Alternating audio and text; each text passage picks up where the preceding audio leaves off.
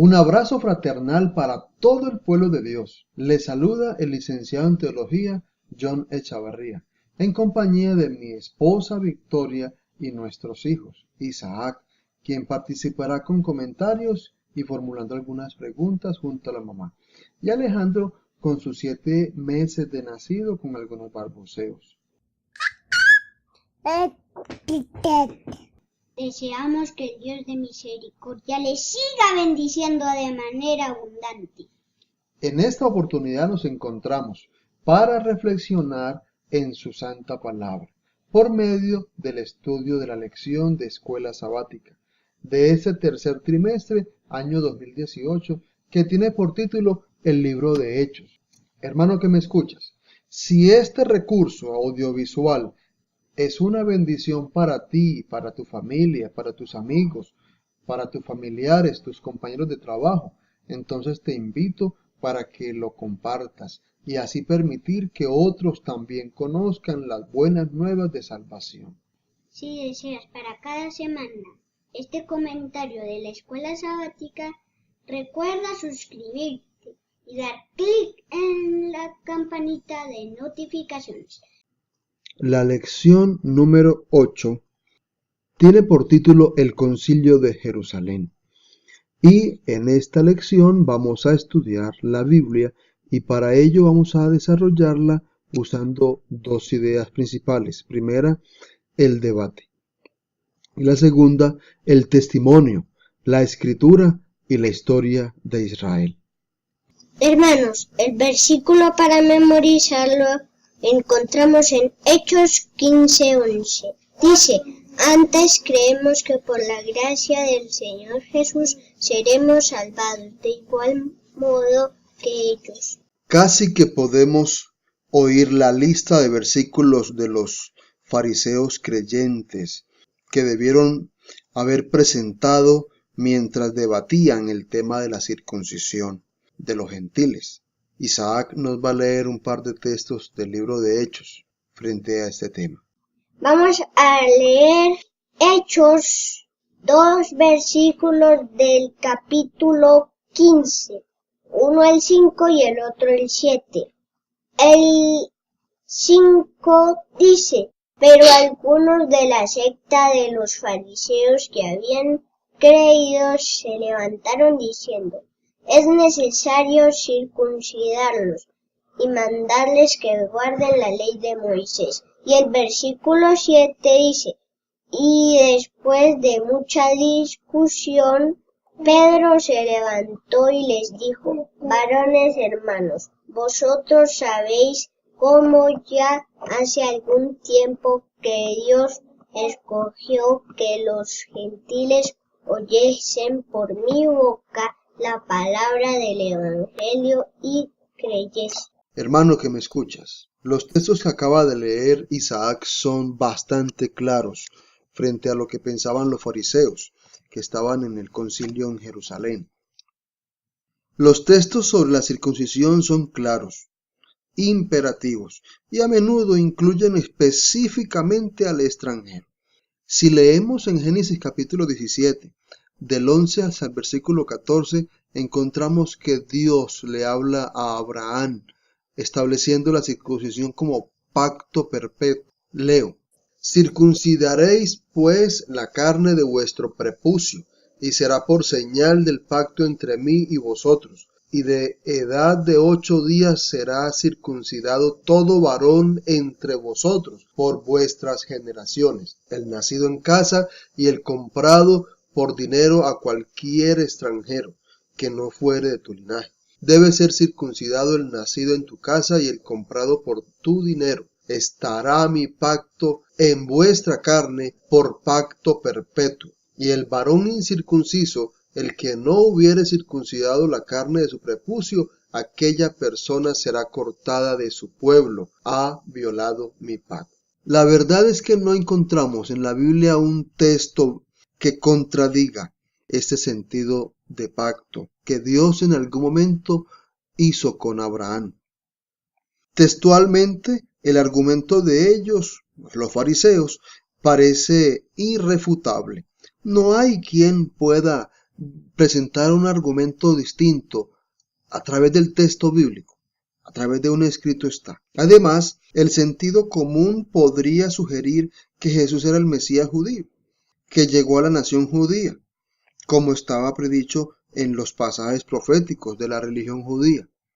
Y es aquí donde podemos entrar a pensar, Jesús era judío, nació en una cultura judía, en una religión, un estado, donde se le predicó, se le anunció en primera instancia a estos hermanos judíos. Pero encontramos que ahora hay un debate. El texto de Génesis es muy claro, que había que circuncidar a los nacidos en Israel, como también a aquellos que fueran extranjeros y vinieran a ser parte ahora del pueblo. El texto dice que todo aquel que viniera después de una compra. Estamos entendiendo que hay una época donde hay esclavitud, donde se compraban y se vendían esclavos. Inclusive a los siervos comprados como esclavos debían también ser circuncidados. Y aquí es donde encontramos que la circuncisión parece ser que era para toda la nación, para todo aquel que quisiera recibir los beneficios del pacto con Israel y Dios. Hermano, te hago una pregunta y ayúdame a responderla. Deja tus comentarios en la caja de comentarios. La pregunta es, ¿será que es muy descabellado decir que hay que hacerse judío para beneficiarse de un Salvador judío? Jesús era judío y los fariseos estaban pretendiendo que los gentiles tenían que adoptar la cultura judía, su religión, para poder beneficiarse del evangelio, de las buenas nuevas. Y es aquí donde está la discusión en el concilio. ¿Hay que circuncidar o no hay que circuncidar a los gentiles? Para la segunda idea que estamos estudiando, que es el testimonio, la escritura y la historia de Israel, debemos entender que para los judíos del siglo I, la inauguración del reino de Dios en la tierra en los días posteros coincide con la verdad del Mesías. Esto lo leemos de manera clara en el libro de Marcos, en el capítulo 1, en el versículo 14, el discípulo Marcos dice: después que Juan fue encarcelado, Jesús vino a Galilea predicando el evangelio del reino de Dios, diciendo: el tiempo se ha cumplido, el reino de Dios se ha acercado, arrepentíos y creed en el evangelio.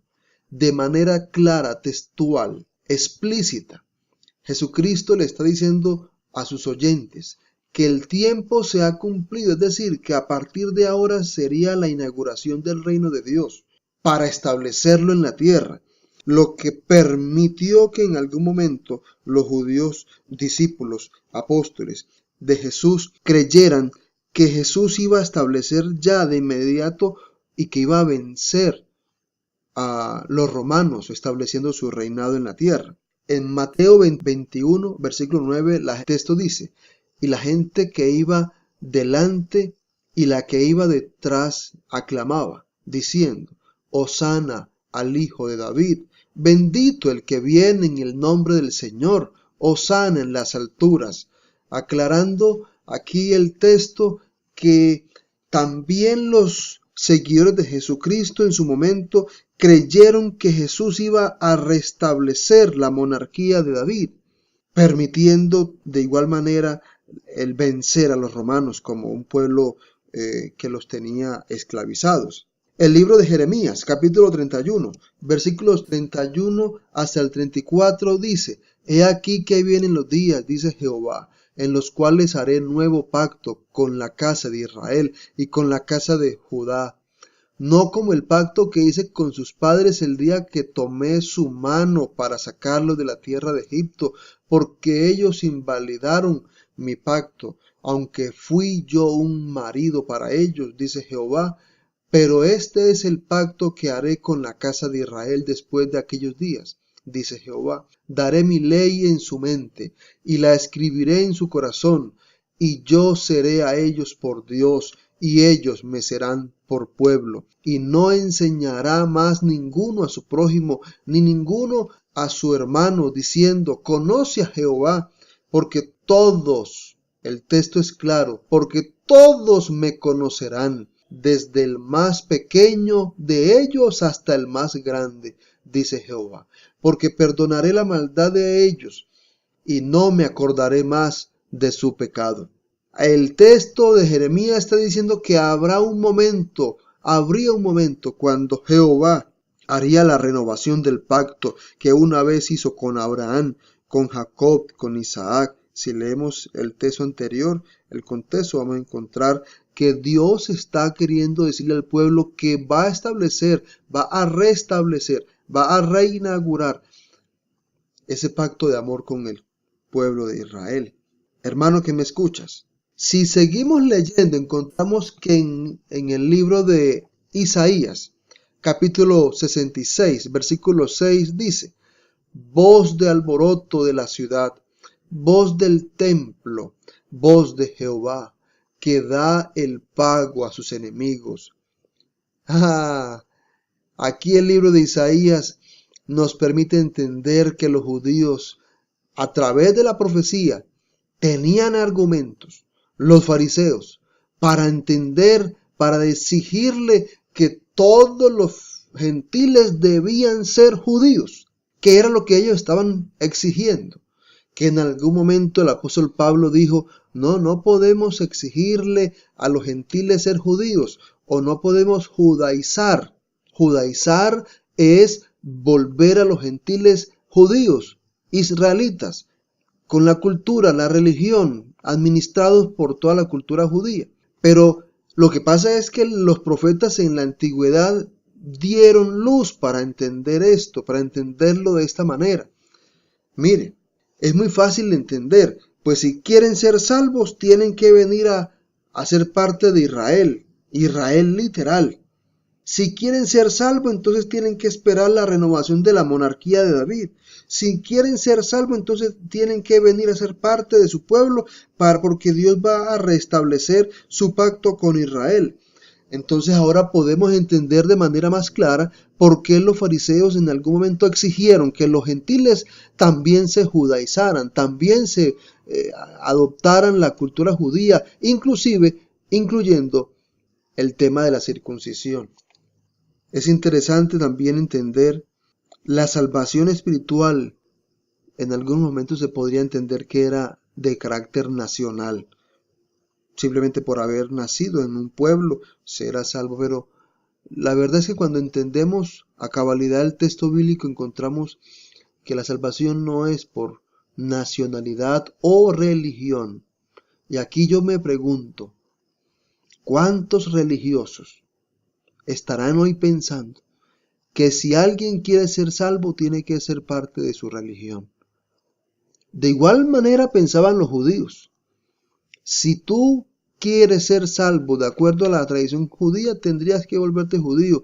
Pero encontramos que el evangelio se sale de ese esquema nacionalista y viene a un esquema diferente y establece un paradigma totalmente diferente, diciéndole a las naciones: ustedes pueden ser salvos en su nación, no tienen que volverse judíos, pueden ser salvos en su tierra, pero tienen una condición, y es aceptar que Jesús murió en la cruz del Calvario por tus pecados, por mis pecados. Y ahí es donde marcamos la diferencia. La actividad de los días postreros del Espíritu Santo fue parte integral de este collage de eventos. Por ende, cuando Pedro dio testimonio de que el Espíritu Santo había sido otorgado a los gentiles, esto lo registra en el libro de Hechos, capítulo 15, el versículo 8. Leemos: y Dios, que conoce los corazones, les dio testimonio, dándoles el Espíritu Santo, lo mismo que a nosotros. Y este texto está colocando algo muy claro, y es: el Espíritu Santo fue dado para apóstoles judíos, pero también fue dado para todos aquellos creyentes no judíos, para gentiles. Y aquí es donde nos regocijamos, porque Dios no hace acepción de personas y a todos nos trata por igual, incluyendo que nos da también el Espíritu Santo para ser guiados en este caminar del Evangelio. Eso reforzó la idea de que la salvación de Dios ofrecida a Israel para los postreros días seguía vigente y que estaba interviniendo milagrosamente entre las naciones. Según estaba profetizado, la atracción y la influencia de gentiles a Israel y por lo tanto a su relación pactual y salvífica con Yahvé están bien documentadas en las profecías. Por consiguiente, aunque Pedro no cita ningún texto específico, su testimonio sobre el derramamiento del Espíritu Santo a los gentiles invoca la historia salvífica de Israel en su totalidad y sitúa el acontecimiento en su contexto. De hecho, la historia de Israel había logrado mucho más que circuncidar a un gentil aquí o allá. El recorrer mar y tierra para hacer un prosélito. El reino de Dios estaba a punto de convertirse en un fenómeno mundial que desbordaría los confines de cualquier frontera étnica o nacional. ¿Recuerdan ustedes que el libro de Hechos, en el capítulo 1, el versículo 8, Jesús le dice a sus apóstoles con unas palabras muy claras para entender, y es: pero recibiréis poder cuando haya venido sobre vosotros el Espíritu Santo, y me seréis testigos en Jerusalén, en toda Judea, en Samaria y hasta lo último de la tierra. Hermano que me escuchas, los fariseos quizás todavía seguían aferrándose al hecho de que Abraham circuncidó a todos los que estaban en su casa. Dios estaba iniciando el último acto del gran drama del destino profético de Israel. En cambio, algunos de los creyentes todavía estaban atascados teológicamente en Hechos capítulo 1. Hermano que me escuchas, si pudiéramos leer toda la Biblia de una vez, quizás seríamos más conscientes de cuán diferente ha sido la relación de Dios con los seres humanos a lo largo de la historia. Por contacto directo, recuerdan, en el jardín del Edén, mediante sacrificios en altares construidos personalmente, y luego viene el fin de los sacrificios con la muerte de Jesús en la cruz del Calvario, a través de encuentros personales con Dios en su templo. Algunos profetas, sacerdotes, tuvieron la oportunidad de hablar de manera directa con el Dios del cielo. Por autorrevelación de Dios en Jesús, hecho que sustituyó todas las revelaciones tipológicas del pasado. Y la lista continúa. Hablando, podríamos seguir mencionando muchos eventos históricos cuando encontramos que Dios de manera clara tuvo relación con personas de muchas naciones en muchos momentos distintos. La salvación se expresa histórica y proféticamente, es verdad, pero también internamente. Siempre tuvo la intención de incluir el corazón. Pedro incluye a Dios en las actas del concilio, porque solo Él puede dar testimonio de lo que atañe al corazón. Dios les dio testimonio, dándoles el Espíritu Santo, como a nosotros. Esto lo dice en Hechos 15:8. Pero, ¿qué estaba testificando sobre ellos? Precisamente que sus corazones habían sido purificados por la fe. Esta purificación del corazón, junto con el tema de la circuncisión, repiquetea al son del antiguo llamado a circuncidar el corazón. Nosotros encontramos un texto maravilloso que está en el libro de Deuteronomios, capítulo 10, el versículo 16. El texto dice: circuncidad pues el prepucio de vuestro corazón, y no endurezcáis más vuestra cerviz. Hermano, aquí el profeta Moisés, quien escribe el libro de Deuteronomios, le está diciendo que hay que también circuncidar el corazón, que la circuncisión, más que física, también es espiritual. En el capítulo 30 del mismo libro, en el versículo 6, dice: y circuncidará Jehová tu Dios tu corazón y el corazón de tu descendencia, para que ames a Jehová tu Dios con todo tu corazón y con toda tu alma, a fin de que vivas. Si quieres vivir, debes circuncidar tu corazón. Debes apartarte del mundo y consagrarte al Evangelio y al reino de Dios. Algunos están creyendo que van a ir al cielo también disfrutando de los placeres de esta tierra. Y son cosas o situaciones que no compaginan. ¿Estás con Dios o estás con el mundo? ¿Estás de parte de Dios o de parte de Satanás? Jesús así lo dijo: el que no está con Dios está contra Dios. Pablo ya había resaltado esta conexión al referirse al verdadero judío como poseedor de un corazón circuncidado. Lo leemos en el capítulo 2 de Romanos, en el versículo 29. El texto de Pablo dice: sino que es judío el que lo es en el interior, y la circuncisión es la del corazón, en espíritu, no en letra, la alabanza del cual no viene de los hombres, sino de Dios. Pablo trae el texto de Deuteronomios y les hace entender a la iglesia que escucha su escrito que la circuncisión no está en el prepucio del miembro masculino, es en el corazón, incluyendo a hombres y a mujeres, niños, adultos, ancianos, de cualquier nacionalidad. Su corazón debe estar presto para obedecer a Dios antes que a los hombres. Ser fiel a Dios, aunque se desplomen los cielos, es el resultado de un corazón circuncidado para servir, obedecer y ser fiel a Dios en cualquier circunstancia.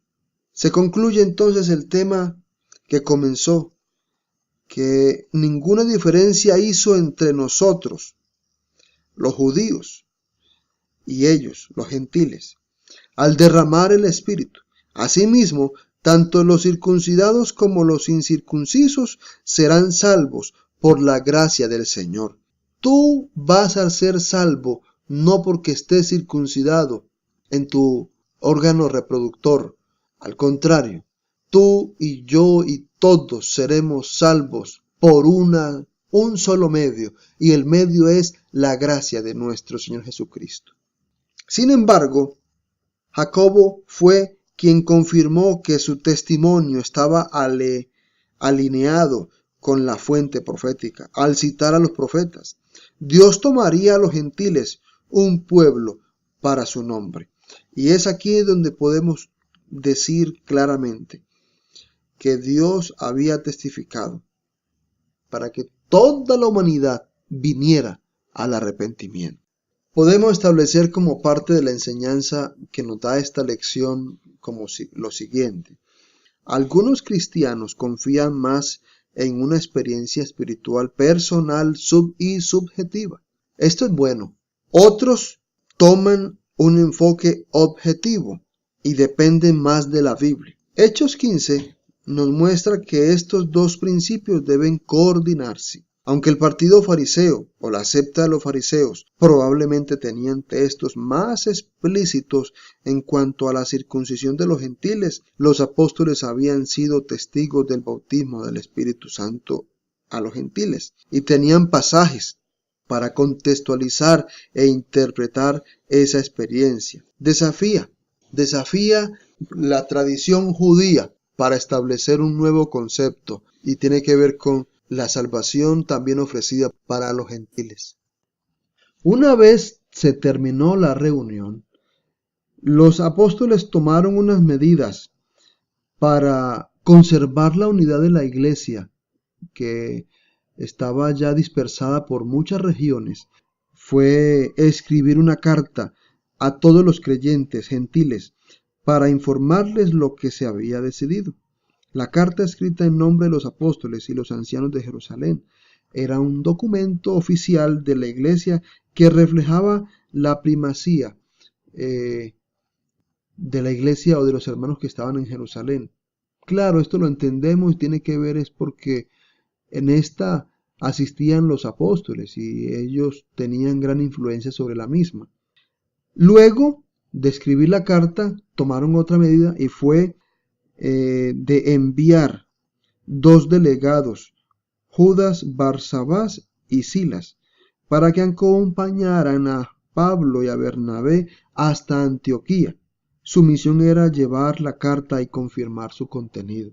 Es decir, no era algo inventado por Pablo, debía ser algo claro para la iglesia en cualquier rincón de la tierra, donde se mostraba primero que la iglesia estaba unida, segundo que la carta era veraz, que no era apócrifa o dudosa.